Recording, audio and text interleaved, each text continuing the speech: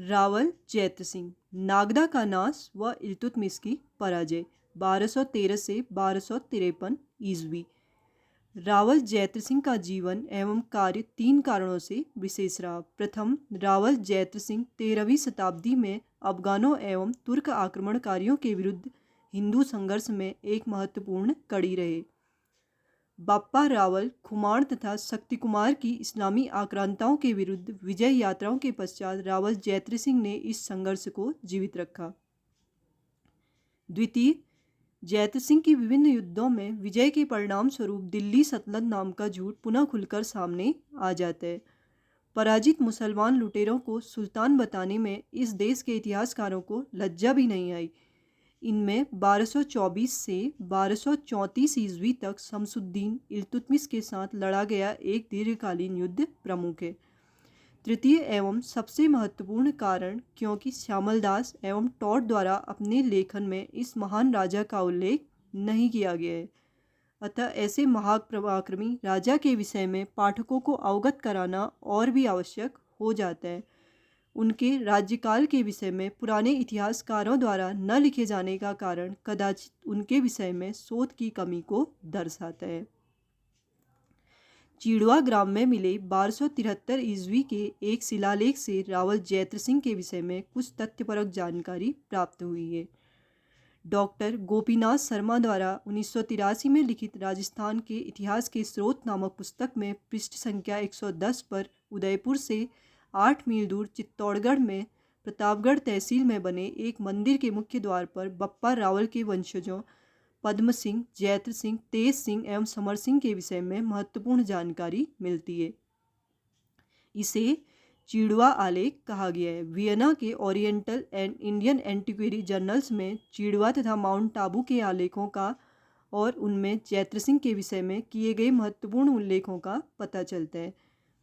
Indian एंटीक्वेरी भाग 57 में भी चिड़वा आलेख तथा जैत्र सिंह के विषय में एक लेख प्राप्त होता है। इन्हीं स्रोतों के आधार पर हम मेवाड़ के इस महान रावल की कथा कहने का प्रयास करेंगे। 1192 ईस्वी में तराइन के द्वितीय युद्ध में मोहम्मद गौरी के सामने हिंदू राजा पृथ्वीराज चौहान को पहली बार पराजय का सामना करना पड़ा। इस पराजय से भारत में हिंदू मुस्लिम संघर्ष का स्वरूप सदा के लिए बदल गया। इससे पूर्व अरब अफगान लुटेरों को 500 वर्षों तक हिंदुओं ने भारत में नहीं घुसने दिया। गजनी का महमूद सोमनाथ का विध्वंस करके वापस जाने को विवश हुआ। पृथ्वीराज चौहान की हत्या के बाद ये लुटेरे यहीं रुक गए। भारत माँ के वक्ष पर यह सूल सदा के लिए गड़ गया।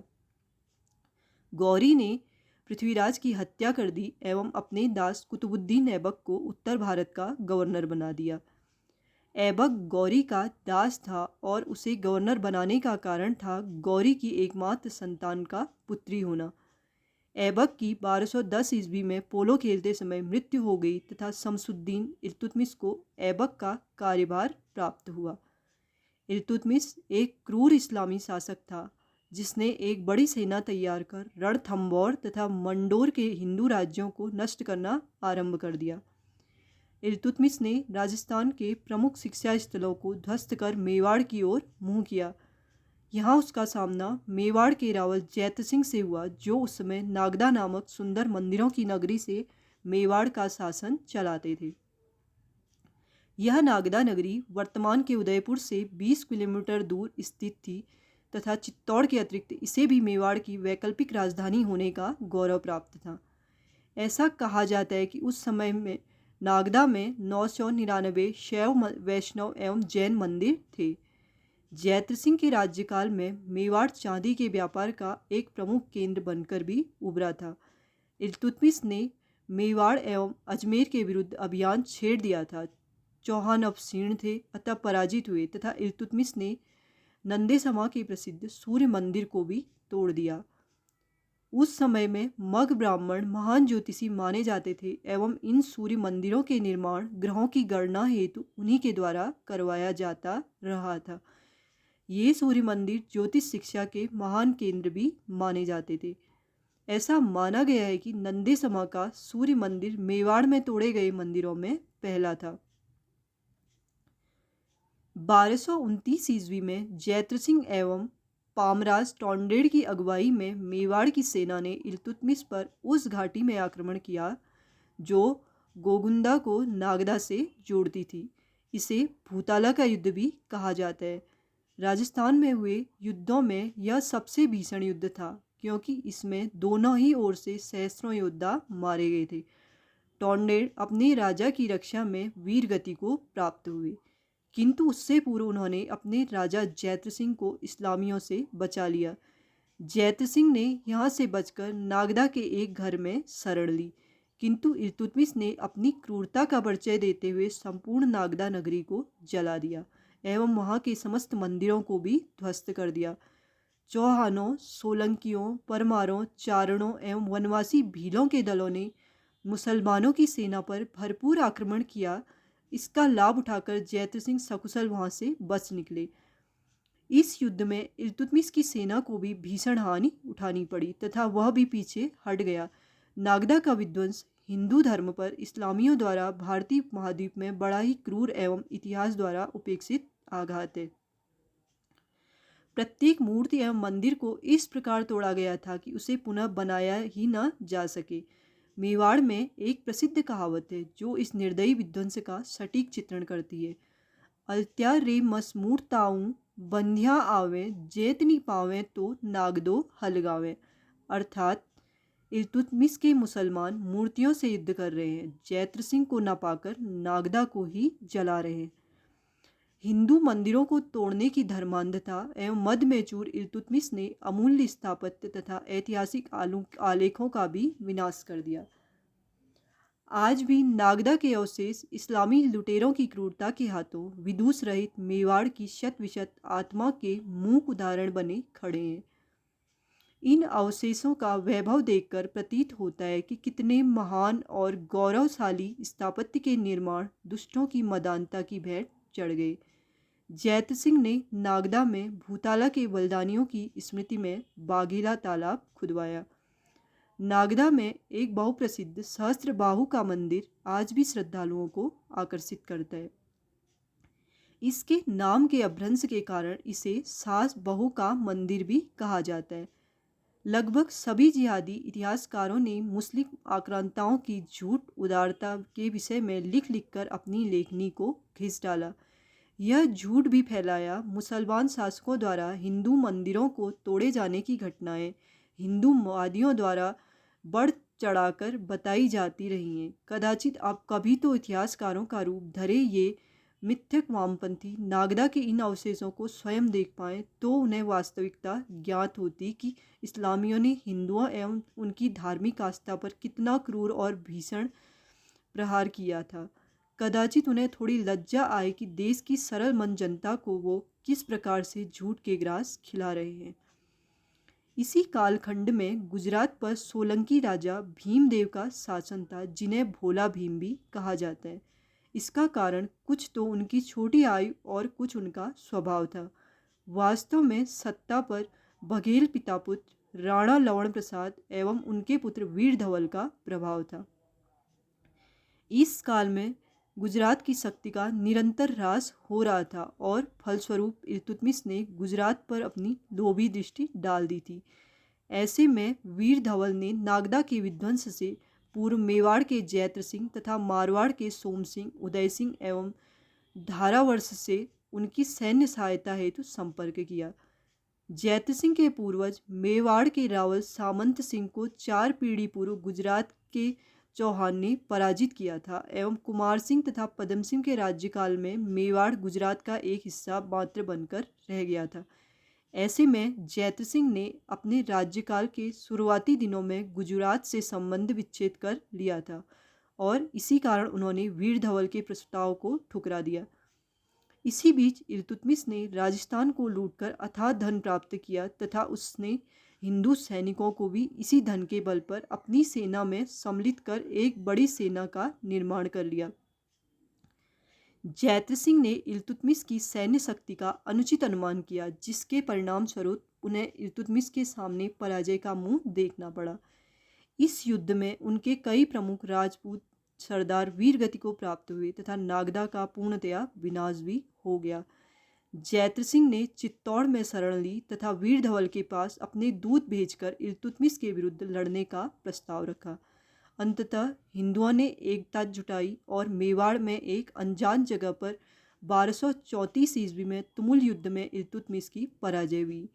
यह युद्ध 8 माह तक चला।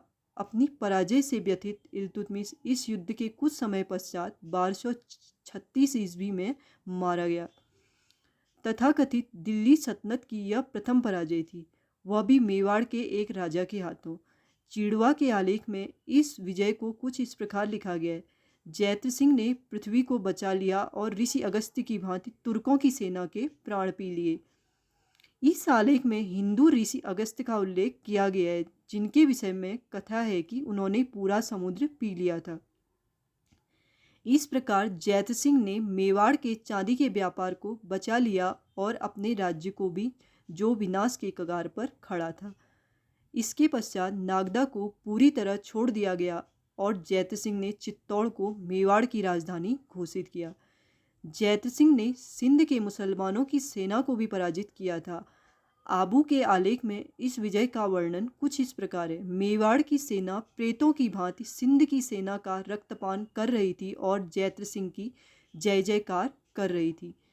श्री गौरी शंकर ओझा ने फारसी ग्रंथों के अध्ययन के बाद लिखा है कि जलालुद्दीन के नेतृत्व में सिंध के मुसलमानों की सेना ने सिंध में थट्टा के जय सिंह को पराजित कर गुजरात की ओर कदम बढ़ाए, किंतु रावल जैत्र सिंह ने उसे रास्ते में ही रोक लिया और उसे पराजित कर उसकी धन संपदा इत्यादि को लूट लिया।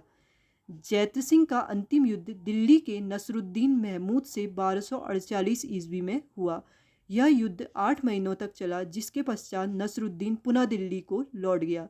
इस्लामी आक्रांताओं से संघर्ष के अतिरिक्त जैत्र सिंह ने 1242 ईस्वी में गुजरात के त्रिभुवनपाल, मालवा के परमार शासकों एवं मेवाड़ के आसपास छोटे राज्यों को पराजित कर अपने परिवार की सत्ता एवं संप्रभुता स्थापित की। मेवाड़ के इन महान राजा के लंबे समय तक शासन किया एवं शासन का भार अपने पुत्र तेज सिंह को अपने जीवन काल में ही सौंप दिया। जैत्र सिंह दीर्घायु को प्राप्त हुए एवं 1253 से 61 ईस्वी के मध्य प्राकृतिक कारणों से उनका देहावसान हुआ। रावल तेज सिंह भी पिता के समान प्रतापी और शौर्यवान राजा थे और उन्होंने भी मेवाड़ की सीमाओं एवं ख्याति का विस्तार किया। अपने जीवन काल में उन्होंने गुजरात के विसल देव को पराजित किया। तेज सिंह ने 1273 ईस्वी तक शासन किया एवं उनके पश्चात उनके पुत्र समर सिंह ने 30 वर्षों तक मेवाड़ पर शासन किया। समर सिंह ने गुजरात के साथ मैत्री करके दास वंश के दुर्दांत इस्लामी हत्यारे गयासुद्दीन बलबन को पराजित कर उसे पुनः दिल्ली की सीमाओं तक ही सीमित कर दिया। चिड़वा के आलेख में रावल समर सिंह को शत्रुओं के हंता सिंह के समान बताया गया है। जिसका तेज चंद्रमा के समान शीतल है, उसे अपने कर्म का धनी और धर्म का प्रबल अनुयायी बताया गया है। रावल समर सिंह का देहावसान 1303 ईस्वी में हुआ और उनके पश्चात रावल रतन सिंह मेवाड़ के शासक बने। युवा रावल रतन सिंह के राज्यकाल में अलाउद्दीन खिलजी द्वारा किया गया धूर्तता एवं क्रूरतापूर्ण आक्रमण मेवाड़ के इतिहास में ही नहीं, वरन भारतीय उपमहाद्वीप में हुए हिंदू मुस्लिम संघर्ष के इतिहास में भी काले अक्षरों में अंकित है। इसके साथ अब हम उस कालखंड के अंत पर आ पहुँचे हैं जिसमें 600 वर्षों तक हिंदुओं ने इस्लाम को टिकने नहीं दिया। यहाँ से आगे हिंदू मुस्लिम संघर्ष एक भिन्न स्वरूप में खेला गया। पृथ्वीराज की हत्या के पश्चात भारत के उत्तरी भाग में अफगान और तुर्क मुसलमानों के दासों द्वारा इस्लामी शासन की स्थापना हो चुकी थी। अरबों के आक्रमण अब भूतकाल की बात हो चुकी थी। इस्लाम 600 वर्षों के संघर्ष और नरसंहार के बाद अब भारत में प्रवेश कर चुका था। मेवाड़ ने अपने अंतहीन प्रयासों से चित्तौड़ को इस्लामी शासन से दूर ही रखा था, किंतु अपनी सीमाओं से परे अब वो भी इसे रोक नहीं सका। अतः देश के अन्य भागों जैसे सिंध, बंगाल, बिहार इत्यादि में इस्लामी शासन कुकुरमुत्तों की तरह प्रसार करने लगा। कन्नौज से राठौड़ों को मारवाड़ की ओर आने पर बाध्य होना पड़ा। इसी प्रकार ग्वालियर के राजपूतों को भी अपना क्षेत्र छोड़कर आमेर के कच्छावा राजाओं के पास आना पड़ा। मेवाड़ के अतिरिक्त आमेर व मारवाड़ के दोनों वंश आगामी 400 वर्षों के लिए इस्लामी उपद्रवियों से संघर्ष के लिए राजस्थान की पवित्र भूमि पर बीज रूप में स्थापित हो चुके थे। रावत, जैत्र सिंह तथा समर सिंह राजस्थान की लोक गाथाओं में ऐसे अमर पात्र बन गए जिन्होंने आने वाली पीढ़ियों को इस्लामी आक्रांताओं के विरुद्ध संघर्ष करने की प्रेरणा दी। लेखक को पुस्तक के इस भाग में हिंदुओं द्वारा विस्मृत रावत जैत्र सिंह के शौर्य की गाथा लिखने में अतुलनीय संतोष प्राप्त हुआ है। किंतु एक बात जो उल्लेखनीय है, जैत्र सिंह के बिना मुसलमानों का दास वंश अत्यंत सरलता से पूरे भारतवर्ष का इस्लामीकरण कर चुका होता। अतः हमें इन सभी महाराणाओं की उनकी दूरदर्शिता को तथा उनके शौर्य को हृदय से नमन करना चाहिए, जिन्होंने विपरीत परिस्थितियों से उठकर इस्लामी विस्तारवादियों से संघर्ष कर उन्हें पराजित किया। यदि इस्लामिक सामाजिक व्यवस्था ने धर्मोन्मत्त मनोरोगियों की सेना को जन्म दिया है जो अपनी धर्मांधता के प्रसार हेतु बार बार आक्रमण करते रहे, तो हिंदू धर्म ने भी ऐसे महान मेवाड़ के महाराणाओं को उत्पन्न किया है जिन्होंने अपनी संघर्षशीलता, शौर्य एवं हिंदू धर्म के प्रति अपने प्रेम और आस्था से कुल 1 सहस्त्र वर्षों तक सतत संघर्ष किया और अपने देश तक धर्म को बचाए रखा।